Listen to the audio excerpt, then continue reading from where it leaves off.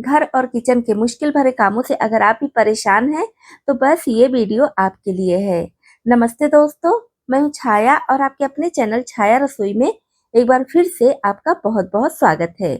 हमेशा की तरह घर और किचन के छोटे-छोटे यूज़फुल टिप्स एंड ट्रिक्स के वीडियोस आपके साथ शेयर कर रही हूँ। तो वीडियो आप पूरा ज़रूर देखिए, आपको बहुत ज़्यादा पसंद आएगा और इससे आपके घर और किचन का काम तो आसान होगा ही, आपके समय और पैसे की भी बचत होगी। तो दोस्तों, हमेशा की तरह कमेंट बॉक्स में लिखकर ये बताना बिल्कुल ना भूलिएगा कि इस चैनल की वीडियोस आप किस शहर या फिर किस गांव से देख रहे हैं, जिसे मैं लिखकर आपको थैंक्स बोल सकूं। तो चलिए देख लेते हैं आज की सबसे पहली टिप। हरी चटनी का यूज हम सभी करते हैं और कोशिश करते हैं कि फ्रेश तैयार करके हरी चटनी का यूज करें। लेकिन कभी कभी ऐसा होता है हमारे पास समय नहीं होता है, तैयार करके रखना पड़ता है पहले से, या फिर अगर चटनी तैयार है बच गई है तो फिर उसे भी रखते हैं नेक्स्ट टाइम यूज करने के लिए। अब प्रॉब्लम ये आती है, कितने भी अच्छी तरीके से आप हरी चटनी तैयार कर दीजिए, वो रखने के बाद काली पड़ जाती है। तो बस इसमें आप क्या कीजिए, थोड़ा सा कुकिंग ऑयल डाल दीजिए, कोई भी कुकिंग ऑयल थोड़ा सा डालकर अच्छे से मिक्स कर दीजिए और फ्रिज में रखिए। तो आपकी हरी चटनी बिल्कुल भी काली नहीं पड़ेगी, एकदम फ्रेश रहेगी और इसका स्वाद भी नहीं बिगड़ेगा। अगर आप एयर फ्रायर का यूज करते हैं तो जरूर एयर फ्रायर लाइनर का भी यूज करते ही होंगे। तो ये लाइनर एयर फ्रायर की जाली में लगाने में ये प्रॉब्लम आती है कि अगर हम सीधा ऐसे ही लगाते हैं तो बहुत अच्छे से सेट नहीं होता है। अगर लाइनर थोड़ा मोटा है तब तो और ज्यादा दिक्कत होती है।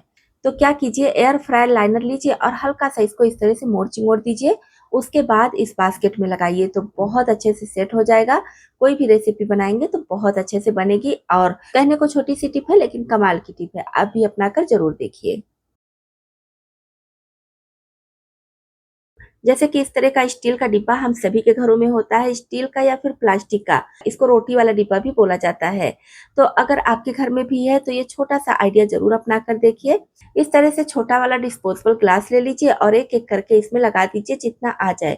यहाँ पर मैं डिस्पोजेबल ग्लास ली हूँ, आपके पास अगर इस तरह की स्टील की छोटी छोटी कटोरियां हैं तो उसको लेंगे तो वो और ज्यादा अच्छा होगा। लेकिन नहीं है तो इस तरह से ये ग्लास भी ले सकते हैं और इसमें भर दीजिए इस तरह से मसाले। क्या होता है, अगर आप नई नई गृहस्थी बनाते हैं तो बहुत ज़्यादा चीज़ें नहीं होती हैं आपके पास, धीरे-धीरे करके सारी चीज़ें हो जाती हैं लेकिन शुरू में नहीं होती हैं। या फिर बैचलर हैं तो मार्केट से मसाले लाकर ऐसे ही पुड़िया में इधर-उधर रखे रहते हैं, तो उन मसालों के गिरने का डर होता है, साथ ही साथ कीड़े-मकोड़े भी आने का डर होता है। तो इस तरह से आप इसमें रखेंगे तो आपके मसाले सेफ रहेंगे और इसमें अगर आप छोटा-सा चम्मच रख देंगे तो पूरा एकदम मसालेदानी बनकर तैयार हो जाएगा। जो मसाला चाहिए चम्मच से निकालिए, यूज़ कीजिए, फिर से बंद करके रख दीजिए। तो इस तरह से बिना एक भी रुपए खर्च किए फ्री में हमारा ये मसालेदानी बनकर तैयार हो जाएगा। दोस्तों, ये आइडिया आपको जरा सा भी पसंद आया हो तो प्लीज लाइक और शेयर जरूर कीजिएगा। चलिए बढ़ते हैं नेक्स्ट टिप की तरफ।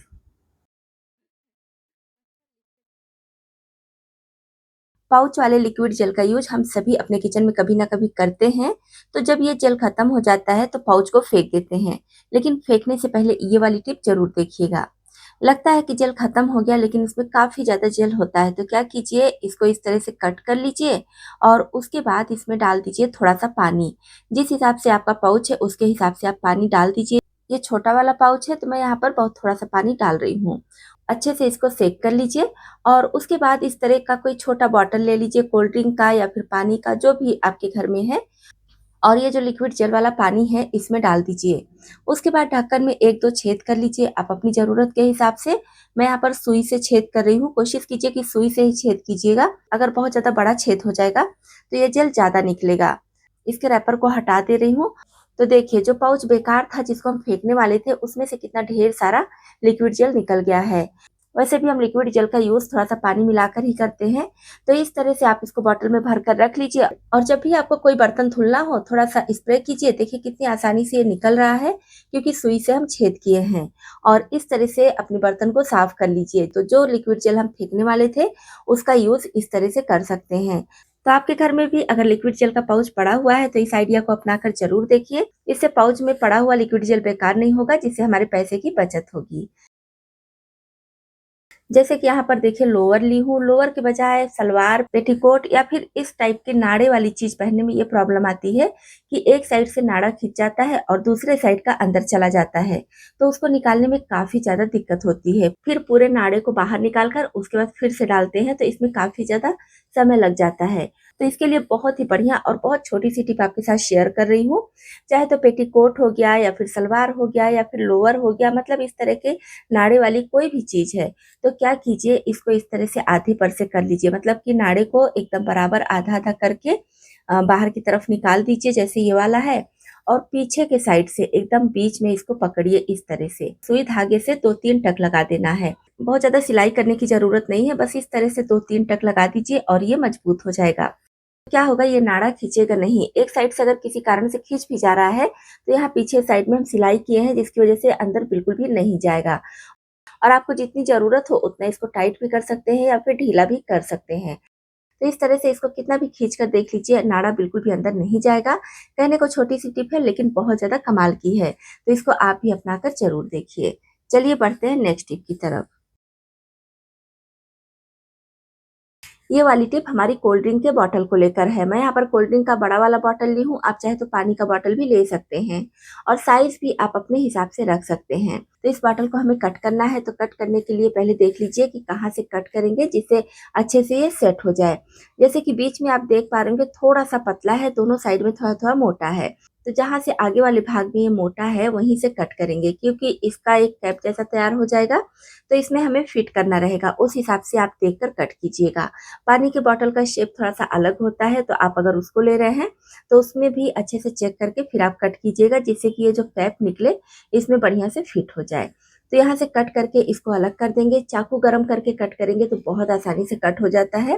वैसे आप चाहे तो सोल्डरिंग आयरन या फिर कैंची से भी कट कर सकते हैं। यहाँ पर देखिए अलग हो गया है। अब इसका यूज़ हम क्या करेंगे, चलिए देख लेते हैं। तो पहले आप इसको अच्छे से इस तरह से बंद करके देख लीजिए, बंद हो रहा है कि नहीं। तो देखिए कितने अच्छे से ये सेट हो गया है, बहुत बढ़िया से बंद हो जाता है। जब आप इसको निकालेंगे तभी निकलेगा। अब जैसे कि हरी सब्जियाँ हम सभी के घरों में आती हैं, तो पॉलीथीन में करके अगर फ्रिज में रखते हैं, तो पॉलीथीन में पानी आ जाता है, जिसकी वजह से सब्जियाँ गलने लगती हैं, और डायरेक्ट फ्रिज में रखते हैं, तो सब्जियाँ सूखने लगती हैं। फ्रिज में ऐसे डायरेक्ट ही रख देते हैं, तो सब्जियाँ कभी-कभी इधर-उधर हो जाती हैं। तो मैं यहाँ पर नेनुआ रख के दिखा रही हूँ, आप अपनी पसंद की कोई भी सब्जियाँ रख सकते हैं, तुरई या फिर बैंगन, मूली या गाजर, जो भी आप रखना चाहें रख सकते हैं। करीब 600 ग्राम नेनुआ इसमें बहुत आसानी से आ गया है, जैसा कि आप देख पा रहे होंगे। अगर आप और ज़्यादा बड़ा बॉटल लेंगे, तो और ज़्यादा आ जाएगा। अब इसका जो कैप कट किए थे, इससे बंद कर देंगे, तो नेनुआ इतने बड़े साइज़ का है, फिर भी देखिए ज़रा-सा ना तो कहीं टूटा है, ना ही मुड़ा है। अब इस बॉटल को आप चाहे तो वेजिटेबल वाले बास्केट में रखिए या तो फिर डायरेक्ट फ्रिज में रखिए। आपकी सब्जियाँ एकदम सेफ रहेंगी, अलग-अलग रहेंगी, देखने में अच्छी लगेंगी, और जब भी जिस सब्जी को आपको बनाना होगा, फ्रिज में खोजने की भी ज़रूरत नहीं पड़ेगी। तो है ना कमाल का आइडिया? एक बार इस आइडिया को अपनाकर ज़रूर देखिए, आपको बहुत ज़्यादा पसंद आएगा और आपका काम भी बहुत ज़्यादा आसान हो जाएगा। चलिए बढ़ते हैं नेक्स्ट टिप की तरफ। ये वाली टिप भी हमारी बहुत ज़्यादा काम की है। जैसे कि कोई भी ग्रेवी वाली सब्जी हम बनाते हैं, तो आप इसमें डाल दीजिए थोड़ी-सी रोस्टेड कसूरी मेथी। हल्का-सा रोस्ट कीजिएगा और इस तरह से क्रश करके डाल दीजिए, तो सब्जी का स्वाद आप देखेंगे कई गुना बढ़ जाता है। अगर आप ऊपर से नहीं डालना चाहती हैं, तो जब मसाला भूनिए सब्जी के लिए, तो मसाले में थोड़ी-सी कसूरी मेथी डालकर साथ में उसे भी भून लीजिए। इससे भी किसी भी तरह की सब्जी का स्वाद बहुत ज़्यादा बढ़ जाता है। यहाँ पर इस आम को आप देख पा रहे होंगे, इसको बोला जाता है अचार वाला आम, और यहाँ रांची में इसको सुकल आम बोला जाता है। हो सकता है आपके यहाँ कुछ और नाम से जाना जाता हो, लेकिन यहाँ पर तो सुकुल आम ही बोला जाता है। अचार बनाने को जब भी होता है तो सुकुल आम का ही नाम आता है, क्योंकि यह आम बहुत ज़्यादा खट्टा होता है और काफ़ी पल्पी होता है। वैसे तो ये अचार बनाने के लिए यूज़ होता है, लेकिन मैं इसको पकाकर भी देखी हूँ। अब क्यों इसको पकाई हूँ, ये भी आपको बता रही हूँ। क्योंकि जब ये आम लेने मैं मार्केट गई थी, तो मार्केट वाले भैया से ऐसे ही पूछी कि ये आम पकने के बाद कैसा होता है? तो वो बोले कि कच्चे पर ये आम खट्टा है, तो पकने पर भी खट्टा होता होगा। क्योंकि हम पकाए नहीं हैं, तो बहुत ज़्यादा आइडिया नहीं है। तो मैं आम लेकर आई और सोची कि घर में इसको पका कर देखती हूँ। तो इसे मैं नमक वाले पानी में पकाई हूँ, जैसे कि कई सारे आम आपको पका कर दिखाई भी हूँ, नमक वाले पानी में कैसे पकाना है, तो उसी तरह से इसको भी पकाई हूँ। और आज 5वां दिन है, आम बहुत अच्छे से पक चुका है।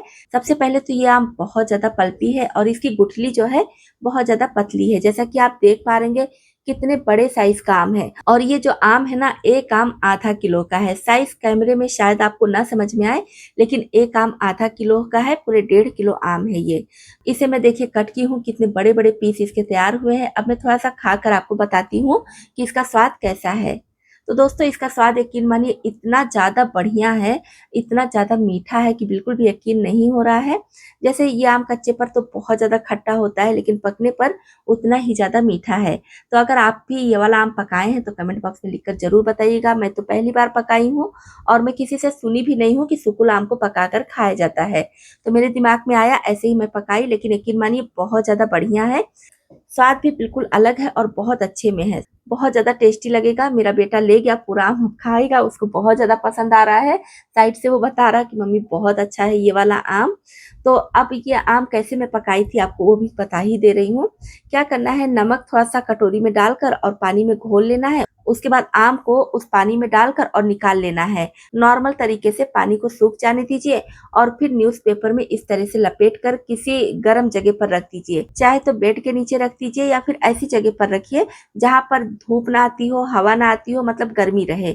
या तो फिर आप कार्टून में भी इसको रख सकते हैं, तो उसमें और अच्छे से पकेगा। वैसे आम पकाने के कई सारे वीडियोज़ आपके साथ शेयर की हूँ, आप उन सबको भी देख सकते हैं। तो आप भी सुकुल आम को अगर नहीं पकाए हैं, तो एक बार ज़रूर पका कर देखिए, आप इस आम का स्वाद भूल नहीं पाएँगे। चलिए बढ़ते हैं नेक्स्ट टिप की तरफ। दोस्तों पिछले साल बरसात में मैं ये गुड़हल का कटिंग लगाई थी। तो गुड़हल की डंडी को कट करके और बस एक बाल्टी टूटा हुआ था, उसमें मिट्टी भर के उसी में ऐसे डायरेक्ट लगा दी थी। तो उसके बाद पानी डालती रही और ये धीरे-धीरे करके ग्रो होता रहा। ये करीब 2-3 महीने के बाद का वीडियो है। जब मैं इसका कटिंग लगाई थी उसके 2-3 महीने बाद का है, मतलब बरसात का ही सीज़न था, लेकिन लास्ट बरसात का था। और आप देखिए धीरे-धीरे इसमें से नई-नई पत्तियाँ निकल रही थी। तो मैं थोड़ा-थोड़ा, छोटा-छोटा क्लिप रखी हूँ, तो सारे को एक साथ ऐड करके आपको दिखा रही हूँ। और मैं 5-6 गुड़हल का कटिंग लेकर आई थी, सबको एक ही में लगा दी थी। जैसा कि आप देख पा रहे होंगे, ढेर सारी इसमें डंडियाँ दिख रही होंगी। धीरे-धीरे समय बीतता गया और गर्मी के मौसम का ये है, तो गर्मी के मौसम में इसमें पिंक कलर का बहुत बढ़िया फूल खिलता था। मैं आपके साथ रील बनाकर शेयर भी की थी और अभी सिर्फ मेरे पास फ़ोटो था, फ़ोटो लगा दी हूँ। देखिए कितना बढ़िया ग्रो किया है। फिर उसके बाद देखिए रेड कलर का फूल इसमें खिल रहा है, काफ़ी बड़े साइज़ का फूल खिलता है। कभी रेड, कभी पिंक और कभी येलो, मतलब अलग-अलग कलर का ये फूल खिलता है और 1-2 डंडियाँ इसमें से सूख भी गई हैं। तो यहाँ पर ये वीडियो डालने का ये मतलब था मेरा कि जैसे अगर आप भी हिबिस्कस का यानी कि गुड़हल का पौधा लगाना चाहते हैं, तो कहीं से भी गुड़हल का थोड़ा-सा डंडी तोड़ लाइए। बहुत ज़्यादा मोटी डंडी की ज़रूरत नहीं है, थोड़ी पतली भी लाएँगे तो भी कोई दिक्कत नहीं है। क्योंकि अभी का समय बहुत अच्छा है, बरसात के मौसम में कटिंग बहुत अच्छे से लग जाता है। तो बस आप जो डंडी तोड़ कर लाइए उसको दोनों साइड से थोड़ा-थोड़ा कट कर दीजिए और इस तरह से 6, 7, 8, 10 मतलब थोड़ा-सा ज़्यादा ही लगाइए। 1-2 अगर सूख भी गया तो भी आपके पास काफ़ी रहे और उसको थोड़ा धूप में रखिए, सही समय पर पानी देते रहिए और उसके बाद आप देखेंगे कि बहुत अच्छे से हिबिस्कस का पौधा लग जाएगा और फूल भी बहुत अच्छे से देगा। तो मैं ये कटिंग भी आपको दिखाई थी जब लगाई थी तब भी, और अभी धीरे-धीरे करके देखिए इतना बड़ा हो गया है। आगे भी मैं रील या फिर वीडियो बनाकर आपके साथ शेयर करूँगी। तो अगर आप भी गुड़हल का फूल लगाना चाहते हैं, तो देरी बिल्कुल ना कीजिए, अभी बरसात का सीज़न है, फटाफट लगा लीजिए। तो दोस्तों आज मैं आपके लिए छोटे-छोटे यूज़फुल टिप्स एंड ट्रिक्स के वीडियो शेयर की हूँ।